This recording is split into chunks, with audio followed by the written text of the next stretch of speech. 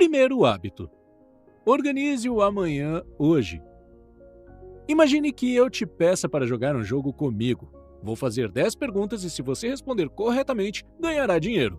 Cada pergunta vale R$ 1.000. No entanto, existem 3 perguntas que valem R$ 10.000.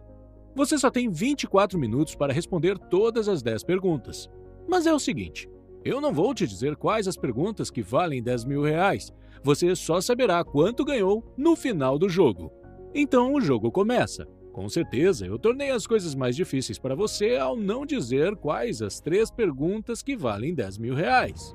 Mas o que não sei sobre você é que você é uma pessoa muito inteligente e já descobriu o truque.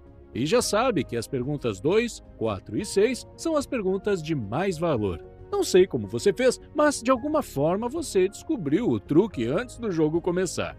Então, assim que o jogo começar, em quais perguntas você vai se concentrar primeiro? A resposta é óbvia, certo? Você não passaria para a próxima pergunta antes de ter certeza de que respondeu essas 3 perguntas primeiro, da melhor maneira possível. As 7 perguntas restantes são apenas bônus se você acertar. Há uma chance muito alta de você ganhar muito dinheiro nesse jogo porque você já sabe qual é o truque. Este foi um jogo hipotético, mas o que você não percebeu é que você está realmente jogando esse jogo todos os dias na vida real. Quando o dia começa, você tem 24 horas e uma lista de tarefas nas quais precisa trabalhar. Assim como em nosso jogo, a maioria dessas tarefas vale R$ 1.000 e apenas 2 ou 3 valem 10.000.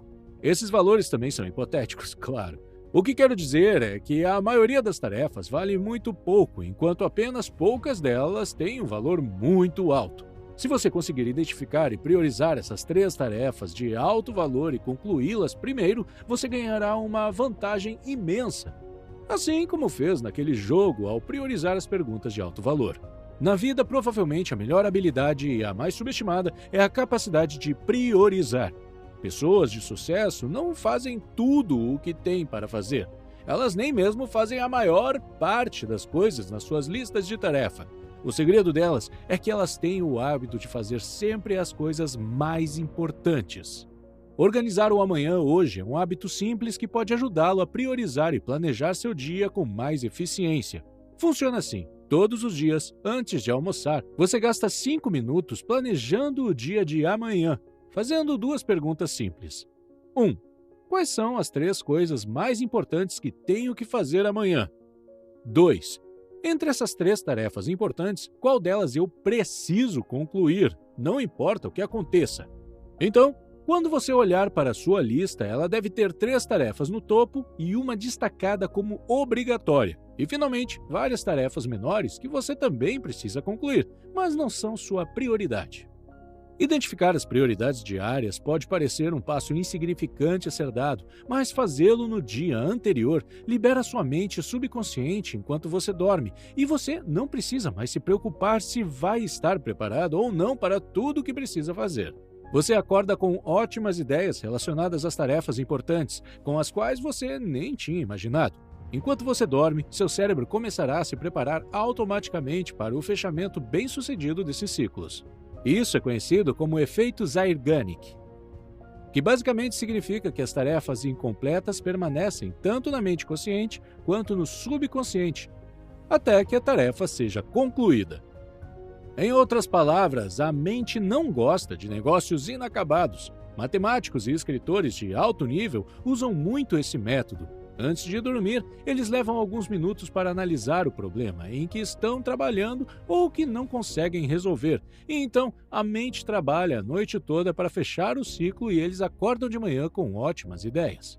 Outro benefício de organizar o amanhã hoje é que você pode começar o dia seguinte sentindo-se mais preparado e menos ansioso. De manhã, em vez de tentar se animar e gerar impulso para fazer o que precisa ser feito, você começa o dia com ânimo e o impulso já estabelecido. E quando você eliminar aquela uma tarefa mais importante da lista, estará gerando ainda mais impulso. Se você vai aplicar esse hábito à sua vida e começar a organizar o amanhã hoje, há 3 coisas que você precisa se lembrar. 1. Não espere até o fim do dia para se organizar para amanhã. Faça isso um pouco mais cedo no seu dia. Antes do almoço é um ótimo momento.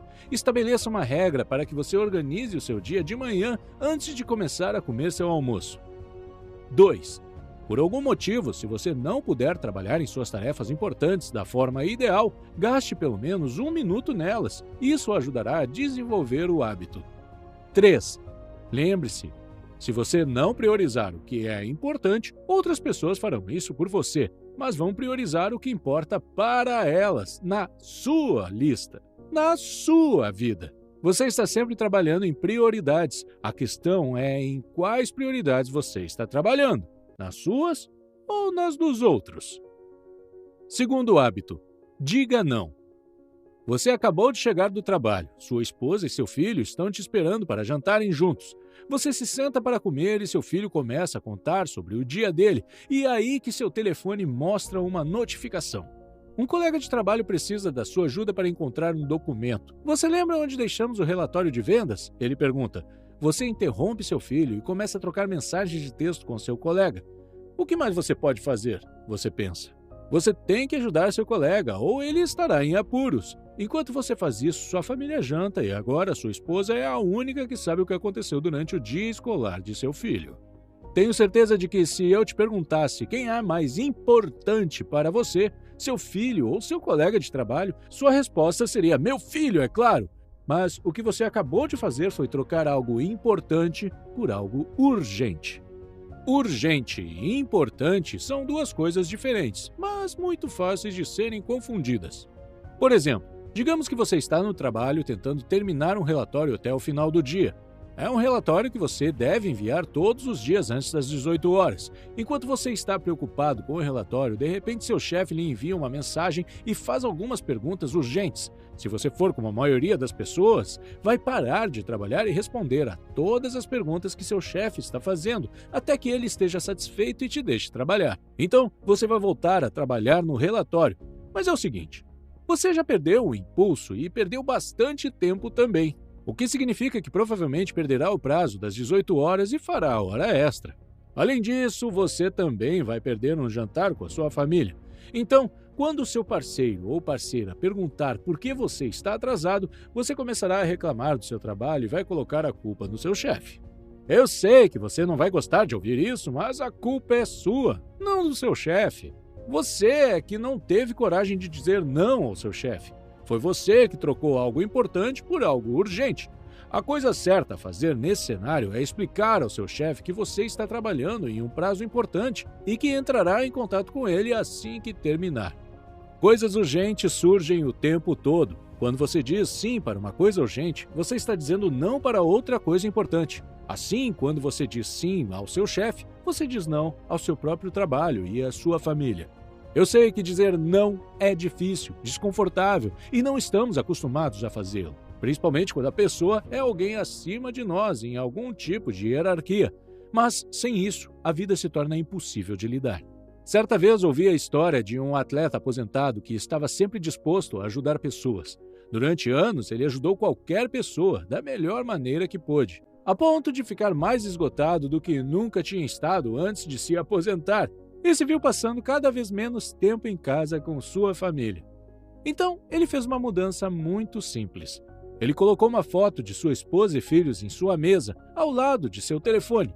Cada vez que recebia uma ligação, ele parava por um momento e pensava ao que estava realmente dizendo sim e não.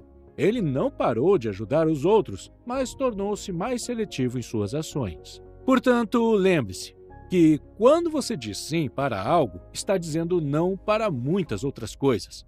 Você está sempre escolhendo. Escolha sabiamente. Coloque um post-it no seu computador se for preciso. Faça o que for necessário, mas torne o hábito de dizer não um hábito diário.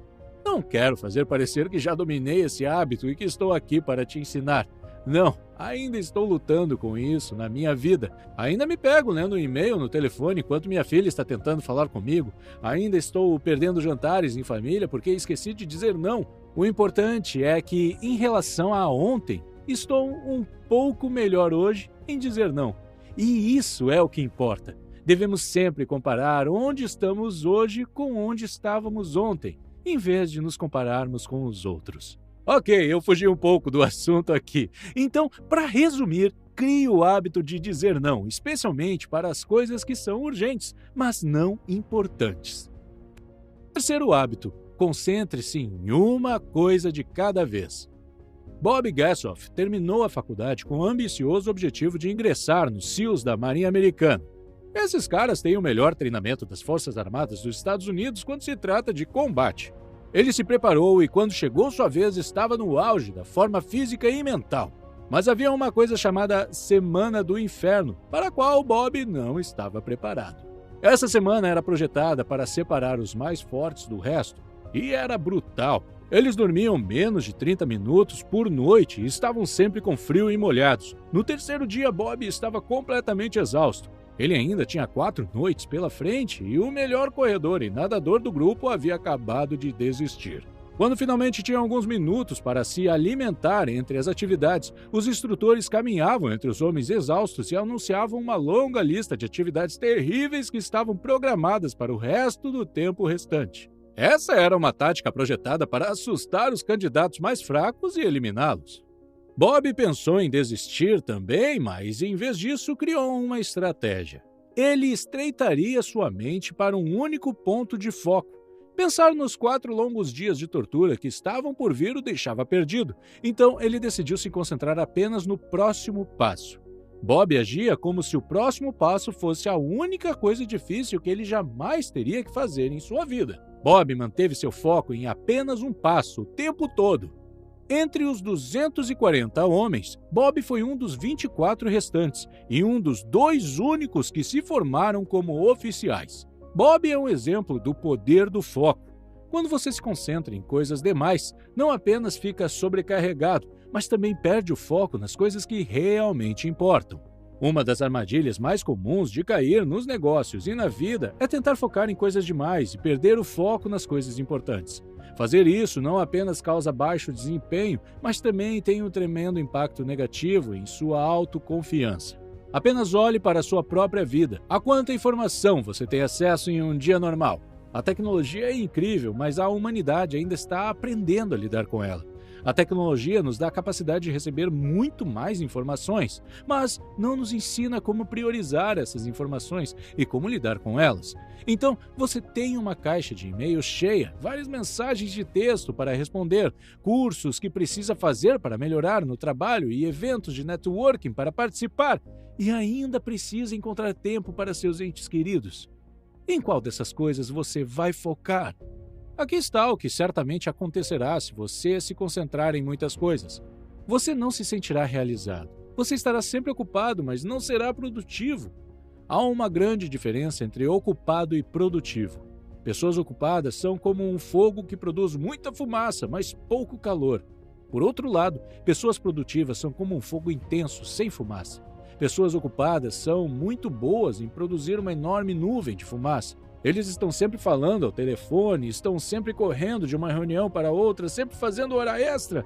É tanta fumaça que quando você olha, pensa que ali está um grande incêndio.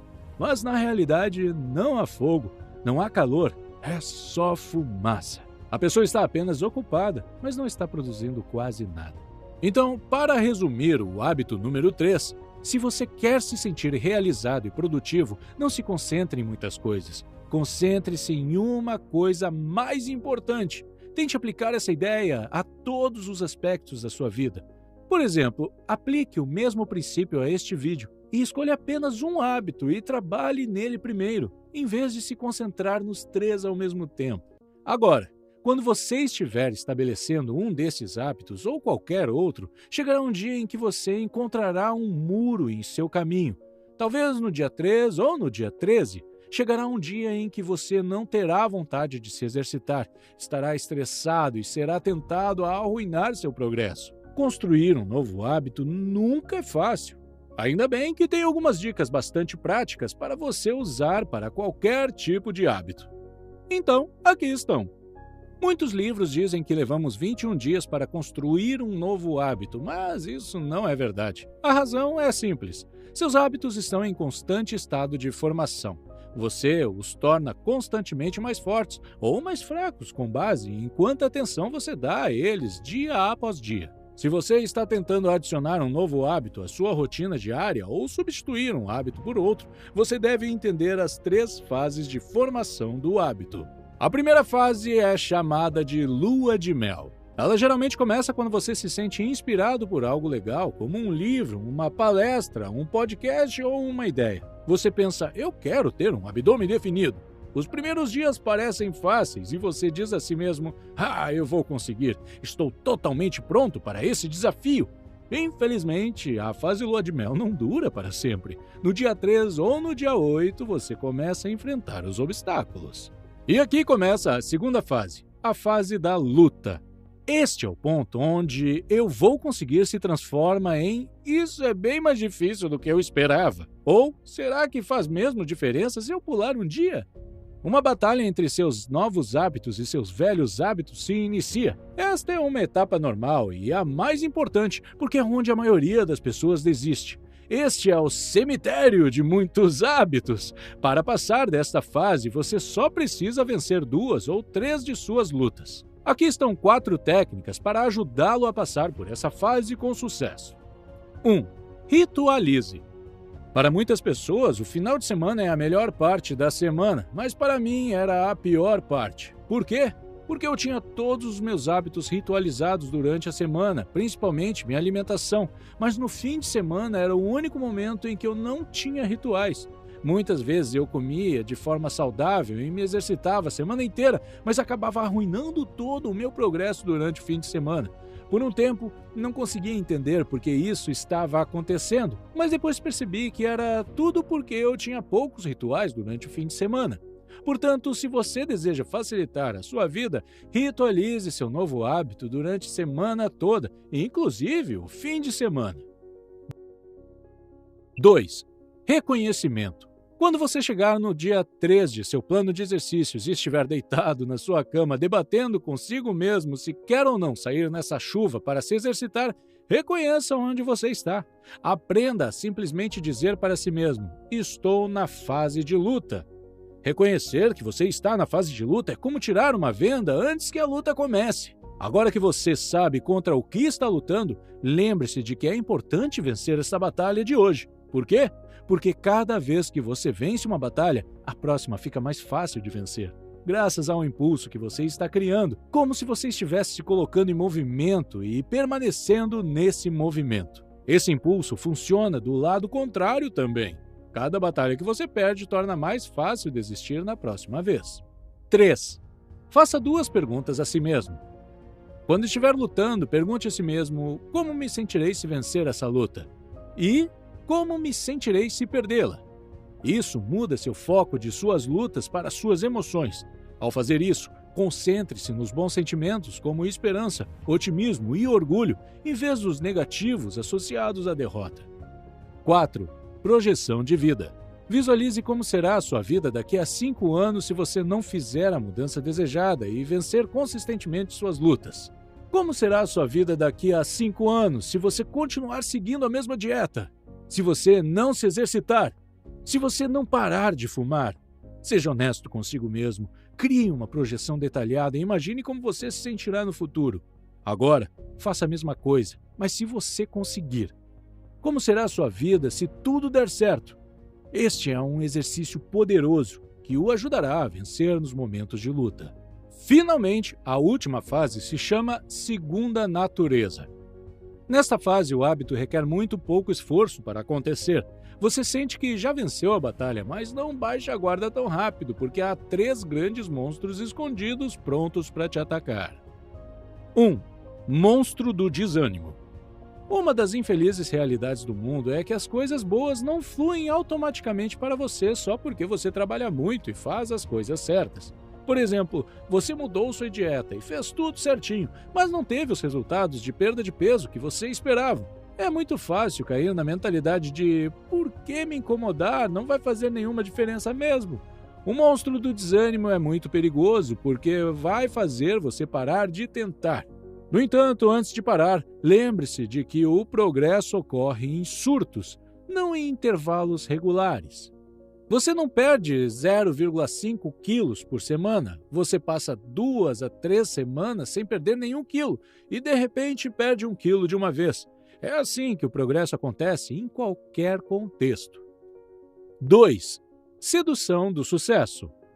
Depois de obter sucesso com um novo hábito, é fácil baixar a guarda e voltar aos velhos hábitos. Vamos supor que você esteja tentando perder peso e conseguiu levar seus novos hábitos alimentares ao estágio de segunda natureza. Você olha para si mesmo e pensa: consegui me alimentar de forma saudável nos últimos 3 meses, estou arrasando, não será um problema se eu comer um pedacinho de bolo hoje. E você está certo, não será um problema abrir uma exceção de vez em quando, mas se você abrir muitas exceções, acabará voltando para onde começou antes que perceba. Um sucesso deve prepará-lo para o próximo passo e não se tornar um ponto em que você adquire permissão para desistir. 3. Disrupção. Pode acontecer de várias formas. Você pode ficar doente ou sair de férias, por exemplo. Quer sejam férias ou doença, qualquer quebra na rotina é um perigo potencial e pode levá-lo de volta à fase de luta. Pessoalmente, descobri que é muito importante ter calma após uma interrupção. Por exemplo, se você estava se exercitando por 1 hora antes de ficar doente e ter que parar por um tempo, não se esforce para se exercitar da mesma forma depois de se recuperar. Vá com calma durante alguns exercícios até restabelecer o hábito. Caso contrário, você se sentirá desanimado por não conseguir manter sua performance no mesmo nível e perderá todo o progresso que fez com o hábito. Vou resumir rapidamente tudo o que abordamos neste vídeo. Hábito número 1. Organize o amanhã hoje e sempre conclua suas 3 tarefas de alto valor antes de passar para as outras. Hábito número 2. Diga não sempre que puder durante o dia, especialmente para as coisas que são urgentes, mas não importantes. Hábito número 3. Não seja multitarefa. Aprenda a focar em uma única tarefa por vez e em um único objetivo por vez. Se você se concentrar em muitas coisas, ficará ocupado, mas não será produtivo. Não seja o cara que faz muita fumaça e pouco fogo. Por fim, falamos sobre as 3 fases da formação de hábitos e como entender cada fase pode ajudá-lo a vencer suas lutas ao estabelecer um novo hábito. Se você gostaria de aprender mais, confira o livro chamado Organize Tomorrow Today. Este vídeo foi criado com base nesse livro, e se você quiser aprender mais sobre hábitos, confira o resumo do livro chamado Hábitos Atômicos. Você provavelmente vê em sua tela agora. Obrigado por assistir!